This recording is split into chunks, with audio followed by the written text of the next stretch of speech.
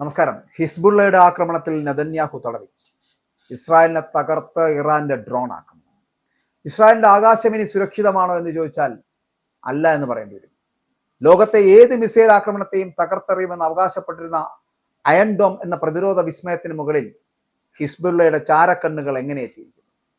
ചിന്തിക്കേണ്ട വിഷയമാണ്. പശ്ചിമേഷ്യയുടെ ആകാശത്ത് ഇന്ന് മുഴങ്ങുന്നത് യുദ്ധവിമാനങ്ങളുടെ ഗർജനമല്ല, മറിച്ച് മരണത്തിന്റെ സന്ദേശവുമായി എത്തുന്ന ദ കോസ്റ്റ് ഡ്രോണുകളുടെ നിശബ്ദമായിട്ടുള്ള ചിറകടിയാണ്. അത്യാധുനിക റഡാറുകളെയും സാങ്കേതിക വിദ്യകളെയും ഒക്കെ നിഷ്പ്രഭമാക്കിക്കൊണ്ട് ഇസ്രായേലിന്റെ അതീവ സുരക്ഷാ മേഖലകളിലേക്ക് ഹിസ്ബുള്ളയുടെ ഡ്രോണുകൾ തുളച്ചു കയറുമ്പോൾ തകരുന്നത് വർഷങ്ങളായി ഇസ്രായേൽ കെട്ടിപ്പടുത്ത സുരക്ഷാ മിഥ്യ കൂടിയാണ്. അവിടെയാണ് നെതന്യാഹു ബന്ധനസ്ഥനാകുന്നത്, തടവറയിലാകുന്നത്. തെക്കൻ ലെബനിൽ നിന്ന് നിശബ്ദമായിട്ട് കുതിച്ചുയരുന്ന ഈ കൊച്ചു ഡ്രോണുകൾ വെറുമൊരു അതിർത്തി ഏറ്റുമുട്ടലല്ല ലക്ഷ്യമിടുന്നത്, മറിച്ച് ലോക സൈനിക ശക്തികളെപ്പോലും ഞെട്ടിച്ചുകൊണ്ട് ഭാവിയിലെ യുദ്ധങ്ങളുടെ ഭീകരമായിട്ടുള്ള പുതിയ രൂപം വെളിപ്പെടുത്തുകയാണ്. ശത്രുവിന് കാണാൻ പോലുമാകാത്ത ഈ അദൃശ്യ പോരാളികൾ ഇസ്രായേലിന്റെ പ്രതിരോധ കോട്ടകളെ തകർക്കുകയാണ്. പശ്ചിമേഷ്യയിൽ ഇനി സംഭവിക്കാൻ പോകുന്നത് എന്ത് എന്ന് ചോദിച്ചാൽ ദുർഘടമാണത് പറയാൻ. ആ സ്ഫോടനാത്മകമായിട്ടുള്ള അണിയറ രഹസ്യങ്ങളാണ് നമ്മൾ മനസ്സിലാക്കേണ്ടത്. ഹിസ്ബുള്ള പുറത്തുവിട്ടതായി അവകാശപ്പെടുന്ന പുതിയ ദൃശ്യങ്ങളിലാണ് ഈ ആശങ്കയുടെ തുടക്കം. ഇസ്രായേലി സൈനിക താവളങ്ങൾ, നിരീക്ഷണ കേന്ദ്രങ്ങൾ, അയൺ ഡോം ബാറ്ററികൾ എന്നിവിടെ കൃത്യമായിട്ടുള്ള ദൃശ്യങ്ങൾ കാണുന്നുവെന്നാണ് റിപ്പോർട്ടുകൾ.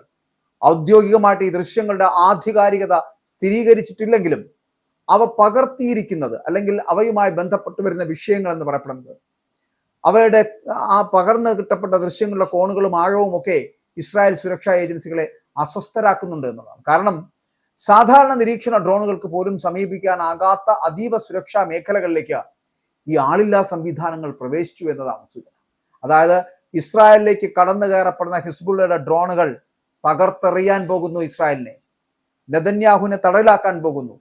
ഇവിടെ ഏറ്റവും ഭീതിജനകമായിട്ടുള്ള കാര്യം ഈ ആക്രമണ നിരീക്ഷണ ദൗത്യങ്ങൾക്ക് ഉപയോഗിച്ചതായി കരുതപ്പെടുന്ന പുതിയ തലമുറ കോസ്റ്റ് ഡ്രോണുകൾ തന്നെയാണ്. ഇസ്രായേലി മാധ്യമമായിട്ടുള്ള KN ഉൾപ്പെടെയുള്ള റിപ്പോർട്ടുകൾ പ്രകാരം വളരെ കുറഞ്ഞ റഡാർ സിഗ്നേച്ചറുകളും അതിനൊപ്പം തന്നെ അത്യാപൽക്കരമായി തോന്നുന്ന താപ അടയാളങ്ങളുമുള്ള ഫൈബർ ഒപ്റ്റിക് നിയന്ത്രിത ഡ്രോണുകളെയാണ് ഇപ്പോൾ ഇസ്രായേൽ ഏറ്റവും വലിയ ഭീഷണിയായി കാണുന്നത്. പരമ്പരാഗതമായിട്ടുള്ള ഡ്രോണുകൾ റേഡിയോ ഫ്രീക്വൻസി സിഗ്നലുകളിലൂടെയാണ് നിയന്ത്രിക്കപ്പെടുന്നത് എന്നുള്ളത്. അതിനാൽ ഇലക്ട്രോണിക് ജാമിംഗ് സംവിധാനങ്ങൾ ഉപയോഗിച്ച് വേണമെങ്കിൽ അവയെ തടയാനോ നിയന്ത്രണം നഷ്ടപ്പെടുത്താനോ സാധിക്കും. എന്നാൽ ഈ പുതിയ തലമുറ ഡ്രോണുകൾ നേരിട്ട് ഫൈബർ ഒപ്റ്റിക് ഡാറ്റ ലിങ്കുകൾ ഉപയോഗിക്കുന്നതിനാൽ സാധാരണ ഇലക്ട്രോണിക് വാർഫെയർ സംവിധാനങ്ങൾ അല്ലെങ്കിൽ വാർഫെയർ രീതികളിലൂടെ ഇവയ്ക്കെതിരെ വളരെ പരിമിതമായിട്ടുള്ള ഫലം മാത്രമേ ഉണ്ടാക്കൂ. അപ്പോൾ ഈ ഡ്രോണുകളെ കോസ്റ്റ് എന്ന് വിളിക്കുന്നത് വെറും ഒരു മാധ്യമ അതിശോക്തിയല്ല. കാരണം ഇവയുടെ രൂപകൽപ്പന തന്നെ കണ്ടെത്തൽ ഒഴിവാക്കുന്നതിനായാണ്. വളരെ താഴ്ന്ന ഉയരത്തിൽ പറക്കുവാനും അതിവേഗത്തിലോ അല്ലെങ്കിൽ അതിനേക്കാളേറെ വലിയ വേഗത്തിലോ സഞ്ചരിക്കുവാനും പരിസര താപനിലയുമായിട്ടൊക്കെ ലയിച്ചു പോകുന്ന രീതിയിൽ താപ അടയാളങ്ങൾ കുറയ്ക്കുവാനും ഒക്കെ ഇവയ്ക്ക് കഴിയും. അതിനാൽ ഇൻഫ്രാറെഡ് സെൻസറുകൾക്കും രാത്രി കാഴ്ച ഉപകരണങ്ങൾക്കും പോലും ഇവയെ കണ്ടെത്തുന്നത് വലിയ വെല്ലുവിളിയാണ്.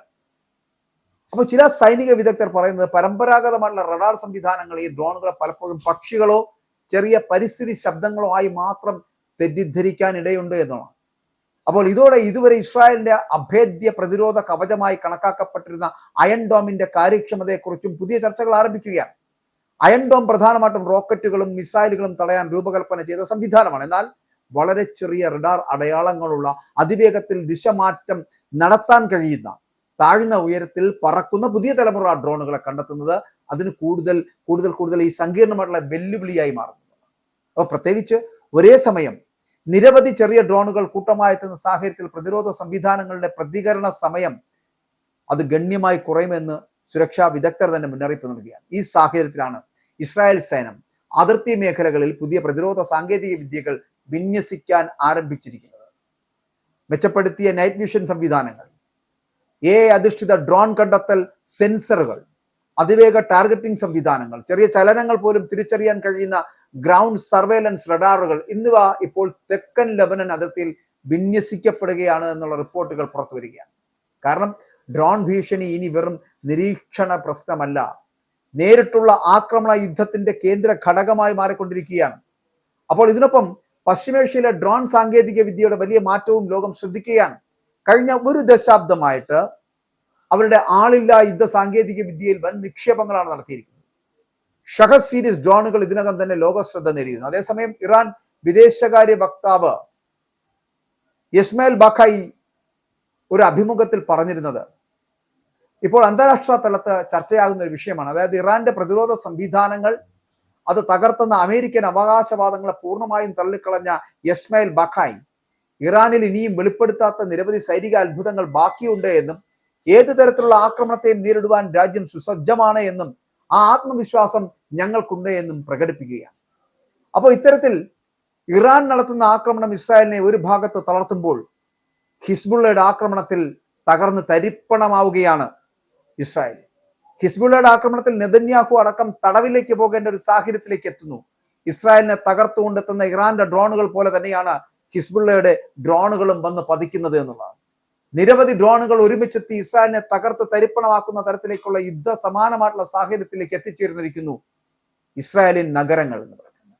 ഇസ്രായേലിൻ നഗരങ്ങളെയും പട്ടണങ്ങളെയും ഹിസ്ബുള്ള സംഘം പിടിച്ചടക്കാൻ പോകുന്നു, നെതന്യാഹുവിനെ തടവിലാക്കാൻ.